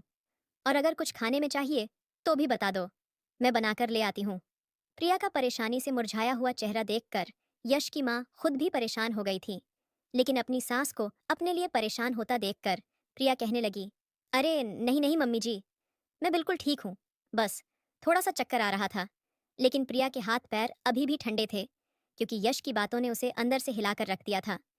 प्रिया अपने बच्चे की खातिर खुश रहना चाहती थी, लेकिन यश की बातें सुनकर एक बार फिर से उसकी आंखें नम हो चुकी थीं। और फिर जैसे ही प्रिया ने अपनी सास को कुछ बताने के लिए अपना मुंह खोला, तो उसी वक्त यश कमरे में दाखिल हुआ। और यश को देखते ही प्रिया इतनी ज्यादा डर गई थी कि वह डर के मारे उछलकर पीछे हट गई। प्रिया को इस तरह से उछलते देखकर उसकी सास कहने लगी, अरे प्रिया, बेटा क्या हो गया है तुम्हें? तुम इतनी घबराई हुई क्यों हो? डॉक्टर ने क्या कहा था? पता है ना तुम्हें कि इस हालत में ज्यादा डरना या घबराना ठीक नहीं होता। प्रिया अपने सीने पर हाथ रखकर अपनी सांसों को सामान्य करने की कोशिश कर रही थी कि तभी उसकी सास ने एक बार फिर से अपने बेटे को घूरते हुए कहा, यश, मुझे एक बात बता कि ऐसा भी क्या कहा है तूने मेरी बहू से कि वह तुझे देखकर इतनी डर रही है? क्या तुझे पता भी है कि वह तेरे बच्चे की मां बनने वाली है? यश की मां ने तो मुस्कुराते हुए मजाकिया अंदाज में यह बात कही थी, लेकिन यश के चेहरे के भाव बिल्कुल भी नहीं बदले थे। ना तो उसके माथे की शिकन कम हुई थी और ना ही उसके चेहरे पर जरा सी भी मुस्कान आई थी। यश कहने लगा, अच्छा, तो अब मैं क्या करूं माँ? क्योंकि मुझे तो फिलहाल बाप बनने का कोई शौक नहीं है, और अभी तो मुझे बस अपनी जिंदगी में सुकून चाहिए। और वैसे भी प्रिया मेरी पत्नी है और वह मेरे बच्चे को जन्म देने वाली है। लेकिन फिलहाल यह किसकी इजाजत से माँ बन रही है? क्योंकि जब तक मैं नहीं चाहता, न प्रिया को माँ बनने का और मेरे सिर पर बच्चों का बोझ डालने का कोई हक नहीं है। यश के मुंह से यह बात सुनते ही उसकी माँ अपनी जगह से उठ खड़ी हुई और उन्होंने यश के मुंह पर एक जोरदार तमाचा दे मारा और कहने लगी, यह कैसी घटिया बातें कर रहे हो? तुम क्या यही सिखाया है मैंने तुम्हें? तुमने तो मेरी परवरिश पर ही सवाल खड़ा कर दिया। इसका मतलब तो यही हुआ ना कि तुम्हें प्रिया और अपने होने वाले बच्चे की बिल्कुल भी परवाह नहीं है। यश, तुम इतना नीचे कैसे गिर सकते हो? अरे वो लोग तो बहुत किस्मत वाले होते हैं जिन्हें शादी के तुरंत बाद ही माँ बाप बनने का सौभाग्य प्राप्त होता है। और तुम्हें क्या पता कि हमारे ही परिवार में ऐसे कितने जोड़े हैं जिनकी शादी को कई साल बीत चुके हैं, लेकिन वह आज भी अपनी औलाद को पाने के लिए मंदिर मंदिर भटक रहे हैं। और एक तुम हो जिसकी झोली में भगवान ने खुद ही इतनी बड़ी खुशी डाल दी है, लेकिन तुम तो खुद ही अपनी खुशियों को ठोकर मारने पर तुले हुए हो। और फिर यश की माँ नर्म शब्दों में यश को समझाते हुए कहने लगी, देख यश बेटा, एक बार तेरा बच्चा आ जाएगा ना तो घर में रौनक ही रौनक हो जाएगी। और फिर बच्चे के आने से जो सुकून तेरी जिंदगी में आएगा ना, वह सुकून तुझे और किसी भी चीज से हासिल नहीं होगा। यश की माँ अपने बेटे को समझाने की हर मुमकिन कोशिश कर रही थी, लेकिन उन्हें कहाँ पता था कि यश जिस सुकून की बात कर रहा है, वह सुकून उसे अपने बच्चे से नहीं बल्कि प्रिया से ही मिल सकता था। एक गहरी सांस लेकर यश की माँ उसके कमरे से बाहर निकल गई, लेकिन अपनी माँ के जाते ही यश गुस्से से घूरकर प्रिया को देखने लगा और कहने लगा, प्रिया, यह सारा किया धरा तुम्हारा ही है ना? शाबाश प्रिया, शाबाश। आखिरकार तुमने अपने जादू से मेरी माँ को भी अपनी तरफ कर ही लिया ना? सारा दिन मेरी माँ के साथ बैठकर उन्हें मेरे खिलाफ भड़काती रहती हो, है ना? अरे, मुझ जैसा पति अगर किसी और लड़की को मिलता ना, तो वह मेरे पैर धोकर पी लेती। और एक तुम हो कि मेरी माँ को मेरे ही खिलाफ भड़का रही हो। इतना कहकर यश कमरे से बाहर चला गया, तो प्रिया भी उसके पीछे पीछे जाने लगी और कहने लगी, यश, मेरी बात सुनिए। मैंने मम्मी जी से कुछ भी नहीं कहा है। प्लीज रुक जाइए यश। और प्लीज मेरी बात का यकीन कीजिए, मैंने सच में किसी को कुछ भी नहीं बताया है। प्रिया ऐसी हालत में भी यश के पीछे पीछे भागती रही, लेकिन यश तो उसकी एक भी बात सुने बिना गाड़ी में बैठकर जा चुका था। और फिर जब यश की माँ ने प्रिया को इतना तेज तेज चलते हुए देखा, तो उन्होंने प्रिया का हाथ पकड़ा और उसे अपने कमरे में ले जाकर कहने लगी, जाने दो उसे प्रिया बेटा। पता नहीं इस लड़के के दिमाग में क्या चलता रहता है, लेकिन फिलहाल तो तुम उसे छोड़कर बस अपनी सेहत का ख्याल रखो। प्रिया एक बार फिर से रोने लगी, क्योंकि अब उसे डर लग रहा था कि रात को जब यश वापस आएगा तो पता नहीं उसके साथ कैसा सुलूक करेगा। प्रिया की सास ने भी प्रिया के चेहरे पर उस डर को महसूस किया और वो प्रिया का डर दूर करने के लिए कहने लगी, प्रिया बेटा, तुम फिक्र मत करो। यश बचपन से ही मेरा लाडला रहा है ना, और ऊपर से वो मेरा इकलौता बेटा भी है, इसलिए आज तक उसे हम सबसे सिर्फ प्यार ही मिला है। बस यही वजह है कि मेरा लाडला तुम्हारे साथ ऐसा व्यवहार कर रहा है। लेकिन जब तुम माँ बन जाओगी ना, और तुम्हारी गोद में जब वो अपने बच्चे को देखेगा ना, तो फिर देखना वो कैसे अपनी औलाद पर जान छिड़कता है। और फिर यश की माँ प्रिया को यश के बचपन की बातें बताने लगीं, जिसे सुनकर प्रिया कुछ कुछ नॉर्मल हो चुकी थी। अब प्रिया मन ही मन सोचने लगी कि क्या वाकई में यश को अपना बच्चा अपनाने के लिए समय चाहिए, और क्या सच में कुछ समय में वो खुद ही ठीक हो जाएगा। फिर कुछ देर बाद जब प्रिया की तबीयत कुछ ठीक हुई, तो उसने अपने हाथों से यश के लिए खाना भी बनाया। रात को खाना खाने के लिए यश डाइनिंग टेबल पर अपनी माँ और प्रिया के साथ ही बैठा था, लेकिन वो न तो अपनी माँ की ओर देख रहा था और न ही अपनी पत्नी की ओर। यश की माँ ने तो अपने बेटे को सीने से लगाकर उसे थप्पड़ के लिए माफी भी मांग ली थी, और यश ने भी अपनी मुस्कुराहट से उन्हें यह जता दिया था कि उसने अपनी माँ को माफ कर दिया है। लेकिन यश प्रिया को तो ऐसे नजरअंदाज कर रहा था जैसे कि वो उसके सामने मौजूद ही ना हो। इसके बावजूद भी प्रिया अपने आप को खुश रख रही थी, लेकिन सिर्फ अपने बच्चे की खातिर। रात को किचन का काम निपटाने के बाद प्रिया ने अपने लिए और यश के लिए दूध गर्म किया, और वह गरम गरम दूध को ट्रे में रखकर अपने कमरे में आ रही थी। और फिर जैसे ही प्रिया ने अपनी कोहनी के सहारे दरवाजे को धक्का दिया, तो पता चला कि दरवाजा तो अंदर से बंद था। प्रिया ने यश को आवाज लगाई और कहा, यश, प्लीज दरवाजा खोलिए, मैं हम दोनों के लिए दूध लेकर आई हूँ। पहले तो यश ने कोई जवाब नहीं दिया, लेकिन फिर प्रिया के बार बार आवाज लगाने पर यश ने कहा, हाँ, तो मैं क्या करूं, मुझे तो दूध पीना ही नहीं है। और फिर प्रिया ने दरवाजा खुलवाने के लिए मजाक करते हुए कहा, अरे मम्मी जी, देखिए ना, यश दरवाजा नहीं खोल रहे हैं। यह सुनकर यश तुरंत ही अपने बिस्तर से उठ खड़ा हुआ और उसने एक झटके से दरवाजा खोल दिया। दरवाजा खुलते ही यश ने देखा कि उसकी माँ तो बाहर मौजूद नहीं थी, लेकिन यश को देखकर प्रिया जोर जोर से हंसने लगी, जिसे देखकर यश गुस्से से लाल हो चुका था। प्रिया कमरे में दाखिल तो हो गई थी, लेकिन इससे पहले कि वो दूध लेकर अपने बेड तक पहुंच पाती, यश ने गुस्से से उसके बाजू को इतनी जोर से झंझोड़ दिया कि उसका हाथ जलते हुए दूध पर गिर गया, जिस वजह से प्रिया दर्द से बिलबिला उठी। लेकिन इससे पहले कि प्रिया के मुंह से चीख निकल जाती, यश ने उसके मुंह पर हाथ रख दिया और कहने लगा, खबरदार प्रिया, अगर तुम्हारे मुंह से एक भी आवाज निकली तो। प्रिया दर्द और जलन से चीखती हुई खुद को छुड़ाने की कोशिश कर रही थी, और उसकी आंखों से लगातार आंसू बह रहे थे। लेकिन इस हालत में भी यश ने उसे धक्का दिया और कहने लगा, निकल जाओ मेरे कमरे से। अगर तुम इस कमरे में मेरी पत्नी बनकर नहीं रहना चाहती हो, तो तुम मेरी पत्नी नहीं, बल्कि एक बच्चा पैदा करने वाली मशीन और एक मोटी ढोल औरत बनना चाहती हो, तो अभी के अभी निकल जाओ यहाँ से, क्योंकि अब मेरी जिंदगी में और इस कमरे में तुम्हारे लिए कोई जगह नहीं है। दूध गिरने की वजह से प्रिया के हाथ और पेट पर अभी भी जलन हो रही थी, इसलिए वह खुद को संभाल नहीं पाई और रेलिंग से जा टकराई। प्रिया के पेट में बहुत तेज दर्द हो रहा था, और दर्द के मारे उसके मुंह से एक जोर की चीख निकल गई। प्रिया की सास, जो गहरी नींद में सो रही थी, अपनी बहू की चीख सुनकर तुरंत ही जाग गईं।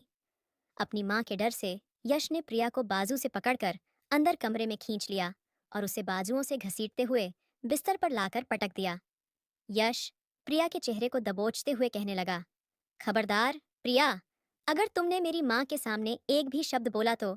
इतनी भी नाजुक मत बनो प्रिया, ऐसा तो कुछ भी नहीं हुआ है तुम्हें, जो तुम इतनी मरी जा रही हो। यश ने अभी भी प्रिया के चेहरे को दबोच रखा था कि तभी उसकी माँ कमरे में आई और कहने लगी, क्या हुआ प्रिया बेटा, तुम ठीक तो हो ना। प्रिया अपना पेट पकड़कर खुद को कंट्रोल करने की कोशिश कर रही थी, ताकि वह यश को फिर से शिकायत का कोई मौका ना दे। यश ने अपनी माँ से कहा, अरे कुछ नहीं हुआ है माँ, आप भी बिना वजह उठकर आ गई हैं। प्रिया, बिल्कुल ठीक है माँ, बस उसे हल्का सा दर्द हो रहा था, ना तो मैंने उसे दवाई दे दी है, अब वो जल्दी ही ठीक हो जाएगी। प्रिया की सास ने जब प्रिया को देखा, तो उसका चेहरा पूरी तरह से लाल हो चुका था, और उसे देखकर ऐसा लग रहा था कि वह अपनी सास के सीने से लगकर अभी के अभी फूट फूट कर रो पड़ेगी। प्रिया की सास उसके पास आई और उसके बालों को सहलाते हुए कहने लगी, प्रिया बेटा, तुम्हारी तबीयत तो ठीक है ना, अगर कोई परेशानी है तो मुझे बता दो बेटा, मुझे अपनी सास नहीं बल्कि अपनी माँ ही समझो, और अगर तुम कहो तो मैं यहीं तुम्हारे पास ही सो जाती हूँ। प्रिया की सास बड़े प्यार से प्रिया के बालों को सहलाते हुए यह सब पूछ रही थी, लेकिन उनके पीछे खड़ा यश प्रिया को ही घूर रहा था और हाथ के इशारे से प्रिया से कह रहा था, खबरदार प्रिया, अगर तुमने माँ की कोई भी बात मानी। तो प्रिया ने एक गहरी सांस ली और फिर कांपती हुई आवाज में कहने लगी, अरे नहीं नहीं मम्मी जी, मैं तो बिल्कुल ठीक हूँ, आप जाइए और जाकर सो जाइए। और आप तो बेवजह ही इतना टेंशन ले रही हैं, मुझे तो बस थोड़ा सा चक्कर आ गया था, इसीलिए दूध का गिलास हाथ से गिर गया। लेकिन अब यश मरहम पट्टी कर देंगे, ना तो मैं बिल्कुल ही ठीक हो जाऊंगी। प्रिया ने अपनी सास को यकीन दिलाया कि उसे कुछ भी नहीं हुआ है, तो वह भी बेफिक्र होकर अपने कमरे में चली गई। लेकिन जाने से पहले उन्होंने अपनी निगरानी में यश से कहकर प्रिया के हाथ पर मरहम जरूर लगवाया था। जैसे ही प्रिया की सास कमरे से बाहर गई, तो प्रिया अपनी आंखों में आए आंसुओं को रोक ना सकी और फूट फूट कर रोते हुए कहने लगी, मुझे बहुत दर्द हो रहा है यश, प्लीज मुझे डॉक्टर के पास ले चलो ना, मुझे बहुत ही ज्यादा तकलीफ हो रही है। यश, आप मेरे साथ ऐसा क्यों करते हैं? क्या आपको मेरी बिल्कुल भी परवाह नहीं है? आखिर मैं भी तो आपकी तरह ही एक जिंदा इंसान ही हूं ना। तो क्या आपको मुझ पर जरा सी भी दया नहीं आती? एक तरफ तो आप कहते हैं कि आप मुझसे प्यार करते हैं और आप मेरी जुदाई बर्दाश्त नहीं कर सकते, तो वहीं दूसरी तरफ आपका ऐसा रवैया, ये प्यार तो नहीं हो सकता है ना। आपको तो सिर्फ मेरी खूबसूरती से ही प्यार है, इसके अलावा आपको मेरी बिल्कुल भी परवाह नहीं है। ये सुनते ही यश गुस्से से अपने बालों को नचते हुए कहने लगा, अब बस भी करो प्रिया, इतनी रात गए, पता नहीं क्यों ज्ञान बांटने बैठ गई हो। मैं तुम्हें पसंद करता था, इसीलिए तो मैंने तुमसे शादी की है, और मैं तुमसे प्यार करता हूँ, ये साबित करने के लिए इतना काफी नहीं है? क्या जरा सा कुछ हुआ नहीं कि तुरंत ही रोने धोने लग जाती हो? लाओ, अब यहाँ दिखाओ, मुझे अपना हाथ, कहीं तुम्हारा हाथ ज्यादा तो नहीं जल गया ना? ये कहते हुए यश प्रिया के करीब आकर बैठ गया, और अगले ही पल यश प्रिया के जले हुए पेट पर दवा लगाने लगा, जो हल्का सा लाल हो चुका था। प्रिया अपनी आंखें बंद करके लेटी हुई थी, और उसे अभी भी अपने पेट में उठ रहे दर्द का एहसास हो रहा था, और उसे ऐसा महसूस हो रहा था जैसे कि पेट के अंदर अभी भी कुछ कट रहा हो। प्रिया बार बार एक ही बात कह रही थी, यश, मुझे बहुत ज्यादा दर्द हो रहा है, प्लीज मुझे डॉक्टर के पास ले चलो ना, कहीं कोई अनहोनी ना हो जाए। लेकिन प्रिया के मुंह से बार बार यह सब सुनने के बाद यश ने दराज से एक पेन किलर निकाली और प्रिया के हाथों में थमा दी। प्रिया ने तो मना भी किया था और कहने लगी, नहीं यश, प्रेगनेंसी में ऐसे कोई भी पेन किलर नहीं खाई जाती, और मुझे तो डॉक्टर ने बिना पूछे कोई भी मेडिसिन खाने के लिए सख्ती से मना किया है। लेकिन यश ने जबरदस्ती प्रिया के मुंह में वो पेन किलर ठूंस दी थी, और ऊपर से पानी का पूरा गिलास उसके गले में उड़ेल दिया था। यश ने कहा, प्रिया, ये तुम्हारी डॉक्टर ना बेवजह ही ड्रामा करती रहती है। खुद एक साथ 101 दवाइयां दे दे तो कोई बात नहीं, लेकिन अगर हम घर पर ही कोई पेन किलर भी खा लें तो दुनिया भर की बातें सुनाएगी। खैर, जो भी था, लेकिन पता नहीं यश ने प्रिया को ऐसी कौन सी पेन किलर दी थी जिसने कुछ ही मिनटों में अपना असर दिखा दिया था, और कुछ देर बाद ही प्रिया का दर्द अब काफी कम हो चुका था। कुछ देर बाद यश भी प्रिया के पास आकर लेट गया और कहने लगा, देखो प्रिया, आज तो तुमने मेरे प्यार पर सवाल उठा दिया, लेकिन आगे से तुम ऐसा कुछ भी नहीं बोलोगी। समझी ना माना कि तुम मेरी पत्नी हो, लेकिन इसका मतलब यह तो नहीं है ना कि तुम कभी भी मेरे प्यार पर सवाल खड़ा कर दो। और तुम्हें समझ क्यों नहीं आता प्रिया, कि यह मेरा प्यार ही तो है जो मैं तुम्हें रात रात भर सोने नहीं देता, और पूरी रात जागकर मैं तुम पर अपने प्यार की बारिश करता रहता हूँ। अब तुम ही बताओ प्रिया, अगर मुझे तुम में दिलचस्पी नहीं होती और मैं तुमसे प्यार नहीं करता, तो क्या मैं तुम्हें इस तरह से सारी रात जगाए रखता? अरे मैं तो तुम्हें हाथ तक नहीं लगाता। क्या तुमने कभी सुना है कि कुछ पति तो अपनी पत्नी के पास जाते ही झिझक महसूस करते हैं, और अपनी पत्नी के शरीर से आने वाली लहसुन और प्याज की बदबू उन्हें उनके पास भी नहीं जाने देती, और ऐसे ही पति दूसरी शादी भी कर लेते हैं। प्रिया, मेरी जान, तुम्हें तो खुश होना चाहिए कि तुम्हारा पति तुम्हारी खूबसूरती का दीवाना है, और वह तुम्हारी खूबसूरती को वेस्ट नहीं होने देता, बल्कि रात रात भर जागकर तुम्हारी खूबसूरती की सराहना करता है। ये सुनकर प्रिया का दिल सहम चुका था, और वो यश के इस बेदर्द जुनून को ही उसका प्यार समझकर खामोश हो चुकी थी। जबकि बातों ही बातों में यश एक बार फिर से प्रिया के करीब आ चुका था। प्रिया ने भी एक आखिरी बार यश से विनती करते हुए कहा, यश, प्लीज ऐसा मत करो ना, डॉक्टर ने सख्ती से मना किया है, और आपके ऐसा करने से मुझे बहुत दर्द भी होता है। लेकिन आज यश ने बहुत ही प्यार से प्रिया के चेहरे को अपने हाथों में थाम लिया और कहने लगा, प्रिया, मेरी जान, सिर्फ एक बार मुझे अपने पास आने दो ना, और अपनी सारी प्यास बुझा लेने दो। उसके बाद मैं तुम्हारे पास नहीं आऊंगा, और ये मेरा वादा है तुमसे, बस सिर्फ और सिर्फ आज की रात के लिए मैं तुम्हारी संगत में डूब जाना चाहता हूँ। प्रिया ने भी यश की जिद के आगे हार मान ली, और एक बार फिर से खुद को यश के हवाले कर दिया। और आज उसे जितनी भी तकलीफ हुई थी, उसने बर्दाश्त करने की पूरी कोशिश की थी। डॉक्टर की सलाह के बावजूद भी प्रिया ने खुद को यश के हवाले कर दिया था। और अब तो रात के 2 बज चुके थे, लेकिन यश तो रुकने का नाम ही नहीं ले रहा था। कुछ देर बाद प्रिया को कमजोरी महसूस होने लगी, और उसकी आंखों के आगे अंधेरा छाने लगा था। बेहोश होने से पहले प्रिया ने यश से विनती करते हुए कहा, प्लीज यश, प्लीज अब बस भी कर दो ना, मुझे चक्कर आ रहे हैं और अब तो मुझे ऐसा लग रहा है कि मैं मर जाऊंगी। लेकिन यश ने प्रिया के होठों को मसलते हुए कहा, नहीं ना प्रिया, बस कुछ देर। और यश ये कहते हुए एक बार फिर से प्रिया के वजूद में खो चुका था। और फिर एक वक्त ऐसा भी आया जब प्रिया दुनिया से बेखबर होकर अपनी आंखें बंद कर चुकी थी और वह बस बेहोश होने ही वाली थी, जबकि यश लगातार प्रिया के चेहरे पर अपनी उंगलियां चलाते हुए कहने लगा, नहीं प्रिया, नहीं, अपनी आंखें बंद मत करना, यहाँ मेरे सामने देखो, प्रिया, और मेरा साथ दो, मुझे तुम्हारे साथ की जरूरत है। अभी तो यश प्रिया को यही कह रहा था, लेकिन प्रिया तो जैसे हर चीज से बेखबर हो चुकी थी और उसकी आंखें बंद होने लगी थीं। ये देखकर यश को प्रिया पर बहुत ज्यादा गुस्सा आया और अगले ही पल उसने प्रिया के साथ एक ऐसी हरकत कर दी कि प्रिया के गले से एक जोरदार चीख निकल गई और ऐसा लग रहा था जैसे कि प्रिया की चीख के साथ साथ उसकी जान भी निकल गई हो। आज पहली बार प्रिया को अपने पति से नफरत महसूस हो रही थी, क्योंकि इतनी तकलीफ देने के बाद भी यश प्रिया के मुंह पर हाथ रखकर कहने लगा, खबरदार प्रिया, बिल्कुल भी चुप रहना, और अब तुम्हारे मुंह से एक जरा सी भी आवाज नहीं निकलनी चाहिए। जबकि प्रिया दर्द से इतनी तड़प रही थी कि उसकी चीखने और चिल्लाने की आवाज बाहर तक सुनाई दे रही थी। यश की मां लगातार दरवाजा खटखटा रही थी, लेकिन दरवाजा खोलने से पहले यश प्रिया को वार्निंग देते हुए कहने लगा, खबरदार प्रिया, अगर तुमने माँ को कुछ भी बताया तो वरना तुम्हारा वह हाल करूंगा कि आज का दर्द उस दर्द के सामने कुछ भी नहीं लगेगा। जैसे ही दरवाजा खुला तो प्रिया अपनी सांस के सीने से लगकर फूट फूट कर रोना चाहती थी, लेकिन जैसे ही उसने बेड से नीचे उतरने के लिए अपना कदम जमीन पर रखा तो कमजोरी की वजह से वह वहीं धड़ाम से जमीन पर गिर गई। प्रिया को इस तरह से जमीन पर गिरते देखकर यश की मां जल्दी से आगे बढ़ी और प्रिया की हालत देखकर ही उन्हें बहुत कुछ समझ में आ गया था, लेकिन उन्हें यह समझ नहीं आ रहा था कि वह अपने बेटे को कैसे समझाए ताकि वह अपनी हरकतों से बाज आ जाए।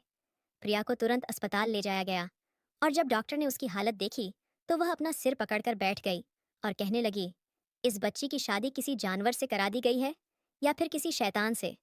वह तो एक जानवर या फिर शैतान ही हो सकता है, क्योंकि अगर वह इंसान होता तो ऐसा कभी नहीं करता। इस बच्ची की हालत तो देखिए, मुझे तो लगता है कि आप लोगों ने इस बच्ची की शादी किसी भेड़िए से करा दी है, जिसके लिए यह बच्ची उसकी प्यास बुझाने का बस एक जरिया है। उस भेड़िए का जब भी मन करेगा वह इसे नोचकर अपनी प्यास बुझा लेगा और अपना मकसद पूरा होते ही छोड़कर चला जाएगा। डॉक्टर की बात सुनकर यश की मां की आंखों में भी आंसू आ चुके थे, क्योंकि आसपास बैठी औरतों ने भी उस डॉक्टर की बातें सुन ली थीं। यश की मां अपने इलाके में बहुत ही इज्जतदार औरत थी और उनके परिवार और पड़ोस की औरतें उन्हें बहुत ही सम्मान की नज़रों से देखती थीं। यहाँ बैठी औरतें भी यश की मां को बहुत ही अच्छे से जानती थीं, लेकिन फिलहाल तो डॉक्टर की बातें सुनकर सब यश की मां को अजीब नज़रों से घूर रही थीं और उनके बारे में एक दूसरे से कानाफूसी भी कर रही थीं। डॉक्टर ने यश की मां से कहा, बधाई हो आंटी जी, आपकी बहू का बच्चा उसके पेट में ही दम तोड़ चुका है। आप अपने बेटे को फोन करके बता दीजिए कि उसका मकसद पूरा हो चुका है और अब तो उसे इस खुशी के मौके पर मिठाई बांटनी चाहिए और जश्न भी मनाना चाहिए। आज से पहले वह डॉक्टर किसी के लिए भी इतनी ज्यादा इमोशनल नहीं हुई थी, क्योंकि वो एक डॉक्टर थी, लेकिन आखिर वो भी थी तो एक इंसान ही ना। और फिर जो जुल्म प्रिया के साथ हुआ था उसे देखना भी उस लेडी डॉक्टर से बर्दाश्त नहीं हुआ था, तो पता नहीं प्रिया ने उस जुर्म को कैसे सहा होगा, क्योंकि उस डॉक्टर के मुताबिक जो जुल्म प्रिया के साथ किया गया था उसे बर्दाश्त करना किसी भी इंसान के लिए नामुमकिन था। जब प्रिया को होश आया और उसे पता चला कि उसका बच्चा इस दुनिया में आने से पहले ही मर चुका है, तो वह फूट फूट कर रोने लगी। प्रिया की तबीयत बहुत ज्यादा खराब हो गई थी और उसका ब्लड प्रेशर बार बार लो हो रहा था। प्रिया की माँ भी अस्पताल पहुंच गई थी, लेकिन प्रिया की सास ने प्रिया के सामने हाथ जोड़ लिए और कहने लगी, प्रिया बेटा, फिलहाल अपनी माँ को कुछ भी मत बताना, मैं सब कुछ संभाल लूंगी। प्रिया ने तो अपनी माँ को कुछ भी नहीं बताया, लेकिन जो औरतें वहां बैठी थीं उन्होंने प्रिया की माँ को एक साइड ले जाकर सब कुछ बता दिया। प्रिया अपनी माँ के सीने से लगी फूट फूट कर रो रही थी कि तभी यश की माँ ने उनके सामने हाथ जोड़ लिए और उन्हें सारी सच्चाई बताकर अपने बेटे के लिए शर्मिंदा होने लगी।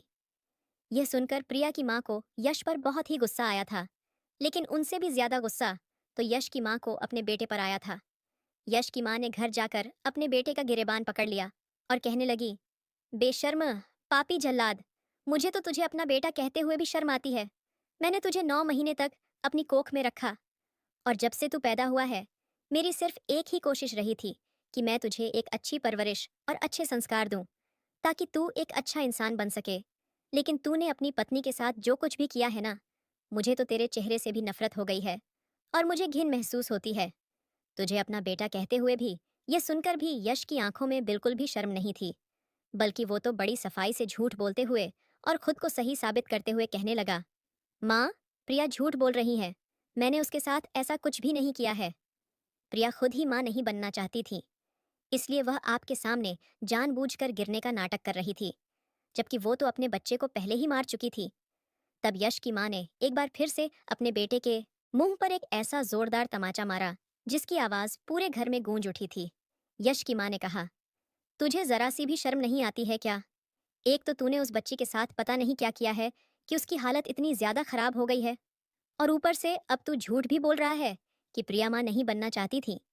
अरे वो बच्ची 24 घंटे मेरे सामने रहती थी, और मैं उसके दिल को और उसके चेहरे को साफ साफ पढ़ सकती थी कि उसके दिल में क्या चल रहा है। लेकिन वह बच्ची कभी भी मेरे सामने अपनी तकलीफ अपने चेहरे पर दिखाती नहीं थी। मैं अच्छी तरह से जानती हूँ कि यह सारा किया धरा तेरा ही है, और तू इस दुनिया का शायद पहला बाप होगा जिसने खुद ही अपने हाथों से अपने बच्चे की जान ले ली है। लेकिन इसकी सजा भी भगवान तुझे दे चुके हैं, क्योंकि अब प्रिया की हालत इतनी ज्यादा खराब हो चुकी है कि अब तू कभी बाप नहीं बन सकता। यश की माँ जिस तरह से उसका गिरेबान पकड़कर उसके सामने रो रही थी, यश को भी थोड़ी सी शर्मिंदगी महसूस तो हुई थी। वहीं दूसरी ओर प्रिया की माँ प्रिया को अपने साथ अपने घर ले गई, और प्रिया को भी संभलने में समय तो लगा ही था। पूरे 1 महीने तक प्रिया अपने मायके में रही, और इस दौरान प्रिया ने एक बार भी यश से फोन पर बात नहीं की थी। यश की माँ ने भी अपने बेटे से बात करना बंद कर दिया था, और वह कब आता है और कब चला जाता है, यश की माँ को कुछ भी पता ही नहीं होता था। लेकिन फिर भी वह थी तो एक माँ ही ना। 1 महीना अपने बेटे के बिखरे बाल, बड़ी हुई दाढ़ी और उसे चुप चुप सा देखकर उन्हें अपने बेटे पर तरस भी आ रहा था। एक दिन रोता हुआ अपनी माँ के कमरे में आया और अपनी माँ की गोद में सिर रखकर कहने लगा, माँ, माँ, अब मैंने अपने आप को बदल दिया है। माँ, क्या आप जानती हैं कि मुझ में यह बदलाव कैसे आया है? और आज मुझे अपनी गलतियों का एहसास हो रहा है कि मैंने कितनी बड़ी गलती कर दी है। गलती नहीं माँ, मैंने तो पाप किया है। पाप अपने ही हाथों से अपने बच्चे को मार डालने का पाप। और यह एहसास मुझे आज हुआ, जब मेरा दोस्त मुझे खुशी से उछलते हुए बता रहा था कि वह बाप बनने वाला है। मेरे सामने ही उसने अपने बच्चे के लिए छोटे छोटे कपड़े खरीदे, और वह बहुत खुश होकर मुझे अपने बच्चे के बारे में बता रहा था, और मैं बस बना उसका चेहरा देख रहा था। माँ, मुझे अपने किए पर बहुत पछतावा हो रहा है। प्लीज़ मुझे कुछ तो बताइए ना माँ, कि अब मैं क्या करूँ। मैंने प्रिया के साथ भी बहुत गलत किया है, और मैंने उसके साथ बिल्कुल भी अच्छा सलूक नहीं किया। लेकिन अब मैं अपनी गलतियों को सुधारना चाहता हूँ। ये कहते हुए यश अपनी माँ की गोद में सिर रखकर फूट फूट कर रोने लगा, तो उसकी माँ ने भी उसे माफ करके अपने सीने से लगा लिया। अगले दिन यश और उसकी माँ दोनों ही प्रिया को लेने उसके घर पहुंच गए। तब उन्होंने देखा कि प्रिया एक तरफ चुपचाप बैठी हुई थी, और शायद वह यश को अपने सामने देखकर डर गई थी। यश की माँ ने प्रिया को भरोसा दिलाया और कहा, देखो प्रिया, बेटा यश वाकई में बदल गया है, और उसने अपनी गलतियों को स्वीकार कर लिया है। यश अपनी जिंदगी को तुम्हारे साथ एक नए सिरे से शुरू करना चाहता है, और मैं चाहती हूँ कि तुम भी यश को एक मौका दे दो और हमारे साथ वापस चलो। प्रिया खाली खाली मन से अपनी सास और पति को देखने लगी, लेकिन उसने अपनी सास को कोई भी जवाब नहीं दिया और वहां से उठकर अपने कमरे में चली गई। प्रिया ने तो सोच ही लिया था कि अब वो उस घर में कभी वापस नहीं जाएगी। लेकिन उसकी माँ, जो उसके पीछे पीछे उसके कमरे में आ गई थी, वो कहने लगी, प्रिया, बेटा, जो भी फैसला करना सोच समझ कर ही करना। अपना फैसला लेते वक्त एक बात जरूर ध्यान में रखना बेटा, कि हम जिस समाज में रहते हैं, वहां अगर लड़कियां अपने ससुराल को छोड़ने की पहल करती हैं, तो गलत लड़कियों को ही ठहराया जाता है। और फिर ऐसी लड़कियों के लिए और उसके पूरे परिवार के लिए लोग कैसे कैसे शब्दों का इस्तेमाल करते हैं, ये तो तुम अच्छी तरह से जानती हो। वही अगर कोई मर्द अपनी पत्नी को तलाक देता है, फिर भी हमारा यह समाज लड़की को ही गलत ठहराता है, और फिर ये समाज वाले न तो लड़की को चैन से जीने देते हैं और ना ही उसके परिवार वालों को। प्रिया ने तो यश को तलाक देने का फैसला कर लिया था, लेकिन उसकी माँ की बातों ने उसे एक बार फिर से सोचने पर मजबूर कर दिया था। अपनी शादी से पहले प्रिया ने अपने पति के लिए न जाने कैसे कैसे सपने देखे थे, लेकिन यश तो ऐसा बिल्कुल भी नहीं था। यश तो प्रिया से बिल्कुल भी प्यार नहीं करता था, बल्कि प्यार के नाम पर वो तो बस अपने जज्बात ही ठंडे करता था। और फिर यश से तलाक लेकर प्रिया किसी और से शादी भी तो नहीं कर सकती थी ना, क्योंकि यश ने आखिर उसके बदन में छोड़ा ही क्या था। माँ बनना एक औरत के लिए सबसे बड़ा वरदान होता है, लेकिन अपनी मनमानियां पूरी करने के चक्कर में यश ने प्रिया से उसका यह वरदान ही छीन लिया था। खैर, अपनी माँ और सास की बातें सुनकर प्रिया ने अपने पति को एक और मौका देने का फैसला किया और वह अपनी सास की वजह से ही यश के साथ उस घर में वापस आ गई। प्रिया को तो ऐसा लगा कि यश एक बार फिर से उसके साथ वही सब कुछ करेगा जो वह पहले किया करता था। प्रिया चुपचाप अपने कमरे में बैठी यही सोच रही थी कि अगर आज भी यश ने उसके साथ ऐसा कुछ भी किया तो वह भूल जाएगी कि यश उसका पति है, क्योंकि आज प्रिया बहुत ही ज्यादा गुस्से से भरी हुई थी। लेकिन जब यश कमरे में आया और उसने प्रिया को ऐसे उदास बैठे देखा तो वह उसके पास आकर बैठ गया और उसने प्रिया के हाथ को अपने हाथ में थामकर उस पर अपने होंठ रख दिए।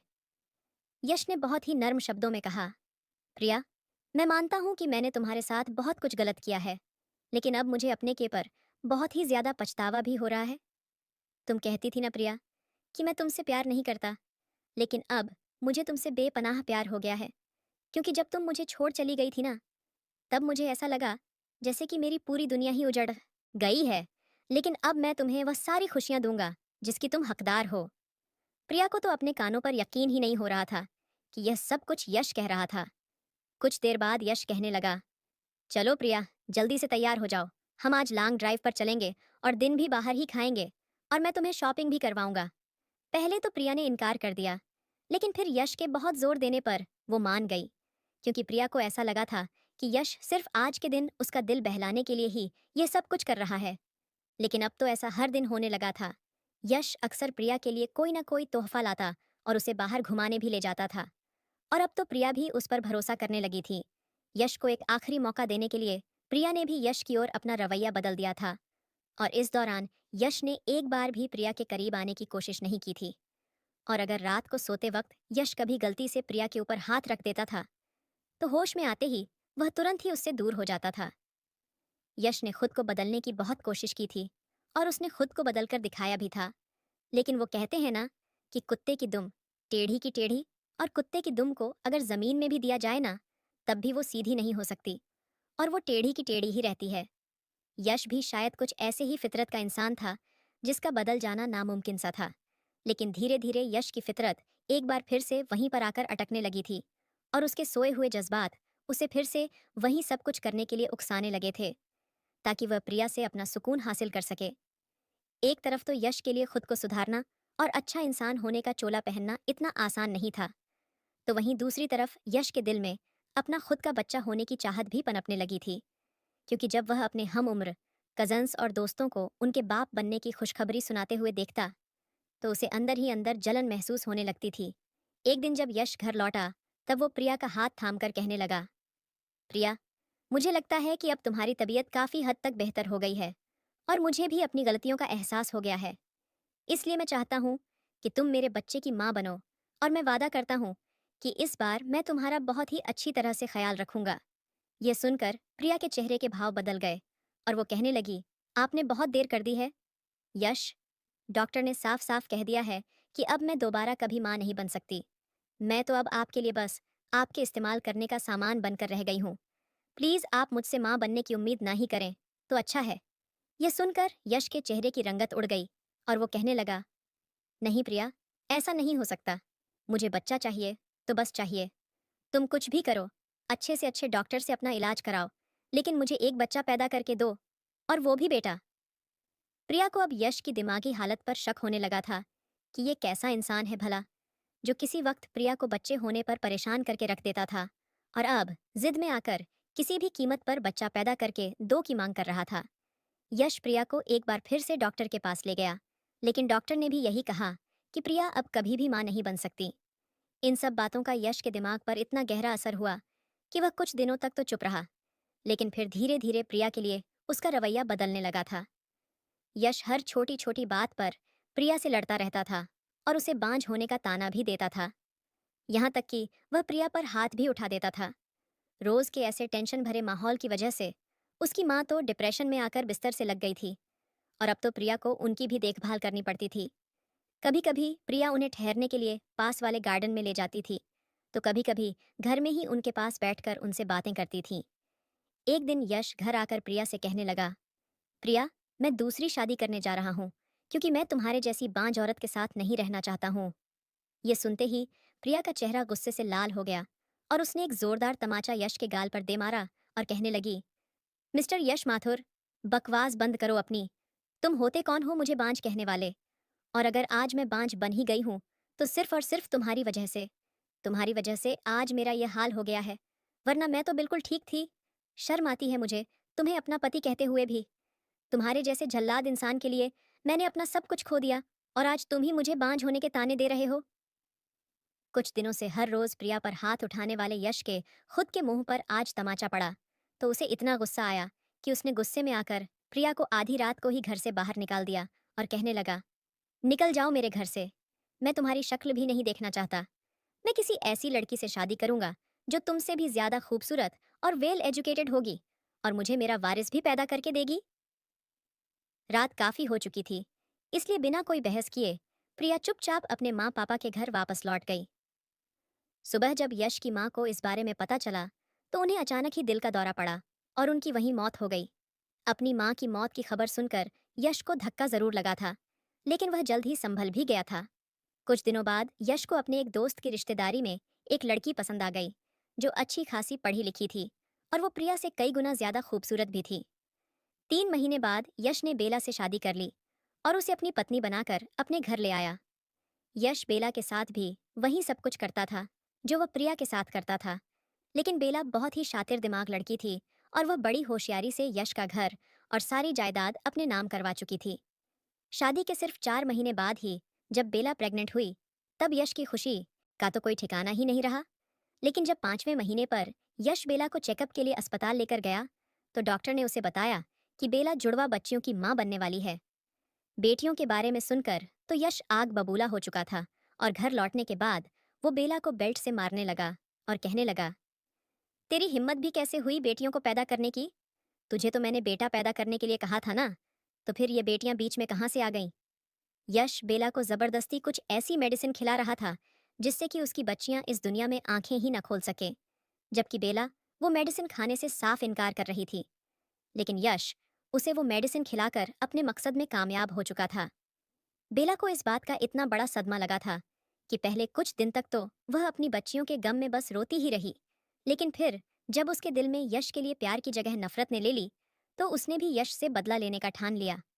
अब भी यश हर रात बेला पर बिल्कुल वैसे ही टूट पड़ता था और उसका भी वही हाल करता था जैसे कि प्रिया का किया करता था।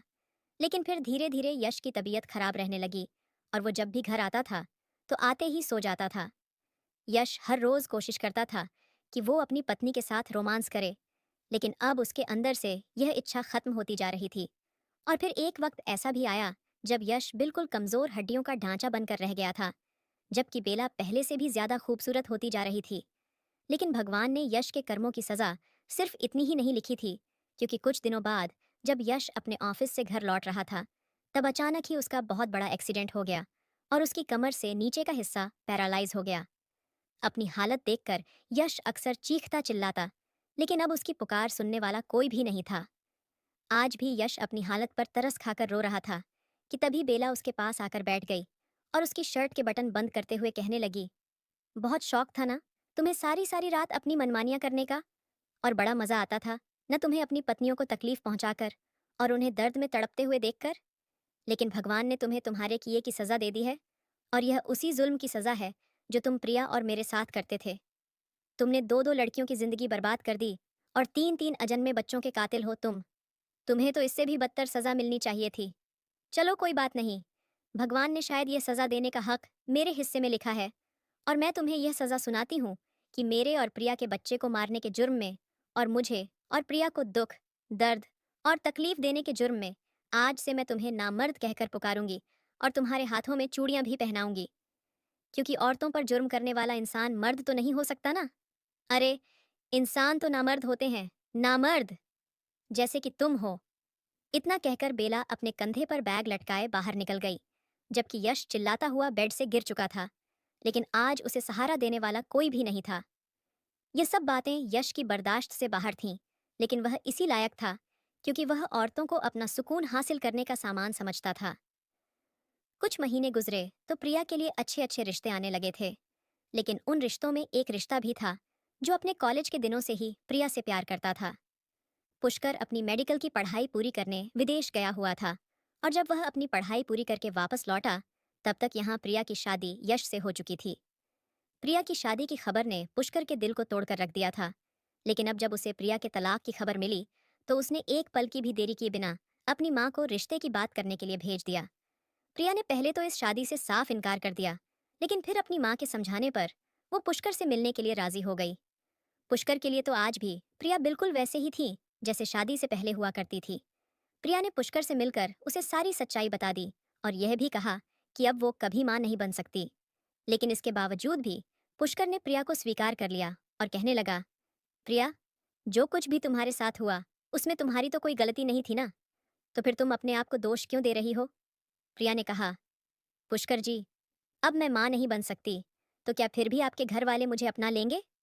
तब पुष्कर ने कहा, हाँ प्रिया, मेरे घर में सिर्फ मैं और मेरी माँ ही रहते हैं और मुझे पूरा यकीन है कि मेरी पसंद ही मेरी माँ की पसंद होगी। फिर उसी महीने में एक अच्छा मुहूर्त देखकर प्रिया और पुष्कर की शादी करा दी गई। प्रिया को हमेशा लगता था कि सभी पुरुष एक जैसे ही होते हैं, बिल्कुल यश की तरह। लेकिन पुष्कर ने उसे जो प्यार और सम्मान दिया, उसने प्रिया की सोच बदल दी। वह पूरी तरह से उसके प्यार में डूब चुकी थी। शादी के एक साल बाद अचानक उसकी तबीयत बिगड़ गई।